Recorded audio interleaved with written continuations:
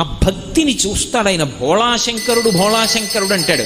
భోళాశంకరుడు అంటే ఏదో ఉబ్బులింగడు, మనం ఏదో మనసులో కాపట్యం పెట్టుకుని పైకి శివ శివ అంటే లొంగిపోయే అమాయకుడు కాడు.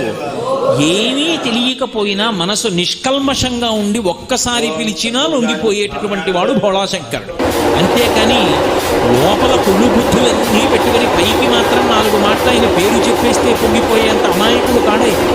కాబట్టి అటువంటి తత్వం ఉన్నవాడు, ఆయన పట్ల భక్తితో ఎవడు ప్రవర్తిస్తాడో వాడి పాశములను తొలగతోస్తాడు. ఆ పాశము తీసేస్తే ఇక పశువు కాదు, పశుపతిలో కలిసిపోతాడు.